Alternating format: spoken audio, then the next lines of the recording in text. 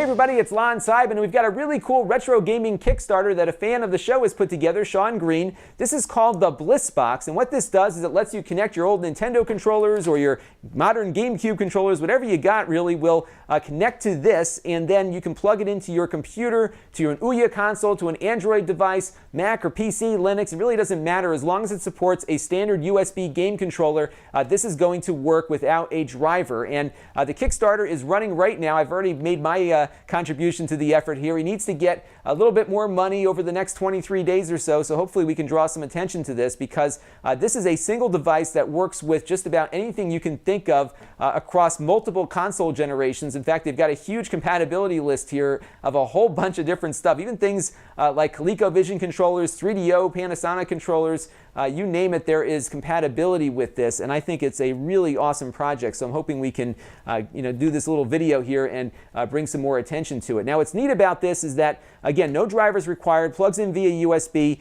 The game controllers are adapted to the device through these little cables here. They have HDMI connectors on the end of them. These are not for video, but just for the controller's electrical signals, and you plug in this instance, like a NES controller into here, and then just pop this into the HDMI port on one of the 4 inputs that this device has. Now, what you're supposed to do with it is get your game controllers connected first and then plug it in, but you can reset each individual input individually. So if you wanted to add another controller to it while it's already been connected, you can do the reset on one individual port and then connect things up to it. So really cool. The other neat thing is that it's smart enough to know exactly what you have plugged into it also. So if you have something like a PlayStation 2 controller that supports a certain type of button press where it can detect how hard you're pushing the button, this will work with that with its built-in firmware that is also upgradable via BIOS updates that you can download. So a lot of functionality here. I'm going to pull up my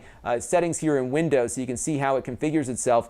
Basically, as we can see on this window here, the Blissbox shows up 4 times because each input is its unique, basically a unique USB connection to the computer. So you have each controller showing up on its own port, and that's really good for emulator compatibility and other things. So let's take a look and see how it runs. So we're going to pull up the Dolphin emulator here. I've got Mario running here in the background, so I can unpause that, and as you can see, things are running really nicely here. I can jump more. Basically it feels as precise as it does on the GameCube. Actually, it really is a really nice experience here. So things really respond very well to button pushes and everything else. But there's also some additional features that may not have existed on the GameCube or the original console you're playing on. So for example, as you can see, when I move the D-pad here, he doesn't move at all because that D-pad's not supported in this game. But if I hold down the 2 left shoulder buttons here and then hit Z, it's going to go into the pause menu. But when I go back out, I can actually use the D-pad now to control Mario. So it's basically mapped the D-pad to the analog stick. So it gives you some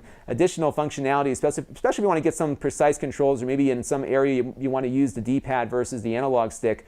You have the option to do that. So that's one of the things that it does. I can also turn it off using the same controls. And now, as you can see here, Mario is no longer responding to my D-pad. If I go in and unplug the controller, what it does is it sends the start button over the device automatically. So if somebody accidentally kicks out the controller while you're playing a game, it will automatically pause. It also supports hot swapping on particular ports too. So I can pull out the GameCube controller here and plug in a N64 controller, and after a second or two, it will map the controls almost perfectly to the GameCube controller, the N64 controller here that we just plugged in. So really cool. As you can see, the analog stick works, the pause button is in the right spot.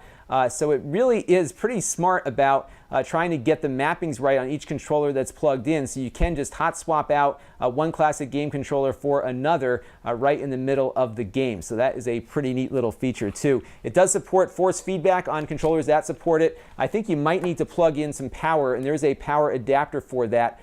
Here it is on the front of the device by the USB input plug. I should mention that this is a prototype. This is the first prototype we've had on the show, so it will look a little bit different when it comes out, but this basic functionality will be about the same. So really cool stuff. As you can see, it's got some intelligence behind it. It is upgradable via some flash updates that you'll be able to download from them as they're moving forward. And this is a real product that, if we can get it funded, I think will really work well. I'm not being paid to do this. I'm actually paying into it. I really want to have this device for my retro gaming, because I got to send this prototype back to him. So I'm thinking this would be something that all of you will find interesting too. So that is the Blissbox from Sean Green, and you'll have some more information down in the video description below, and I really hope we can support a fan of the show in his effort here. This is Lon Seidman. Thanks for watching.